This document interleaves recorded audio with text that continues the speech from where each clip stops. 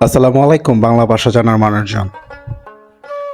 আজকে ঘুরতে গিয়েছিলাম ঢাকা বিভাগের নারায়ণগঞ্জ জেলায় অবস্থিত। এটি হচ্ছে রাজধানী ঢাকা থেকে প্রায় ২৭ কিলোমিটার দক্ষিণ পূর্বে মুগরাপাড়া ক্রসিং করে সোনাগাঁ থানার সামনে দিয়ে পাটিবন্দর মেঘনা নদীতে গোসল করতে। সাথে ছিল রাকিব, কারিমুল ও রফিকুল ভাই। তো প্ল্যানটা ছিল রাকিবের বৃষ্টির দিনে নদীতে গোসল করতে যাওয়ার, এবং সেই সাথে দিনটি ছিল শনিবার, তাই অফিসের বেশি কাজ না থাকায় খুব সহজেই যেতে পেরেছিলাম। একটা বিষয় খুব ভালোভাবে উপলব্ধি করতে পেরেছি, সেটা হলো ব্যস্ততা ও যান্ত্রিক জীবনের অনন্তহীন দৌড়ঝাঁপের মাঝে হারিয়ে যাওয়ার প্রিয় মুহূর্তগুলো আর কখনোই ফিরে আসে না। যাই হোক, সবাই মিলে আনন্দ করতেছিলাম। আহা, এইটার কি যে শান্তি যা ভাষায় প্রকাশ করার মতো না।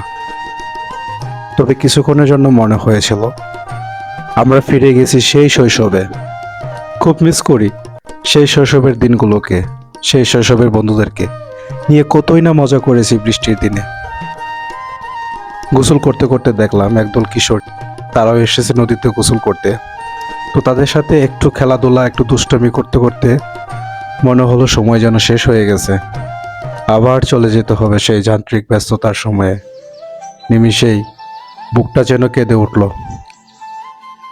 মাঝে মাঝে ব্যস্ততা ও জটিলতাকে বৃদ্ধা আঙ্গুল দেখিয়ে ঘুরতে বেরিয়ে পড়ুন, দেখবেন জীবনটাকে অনেক সুন্দর ও সহজ বলে মনে হবে। আজকে এই পর্যন্তই। আবার কখনো সময় পেলে আবার বেরিয়ে পড়ব না জানার নতুন কোনো গন্তব্যের উদ্দেশ্যে। ভালো থাকবেন সবাই। আসসালামু আলাইকুম।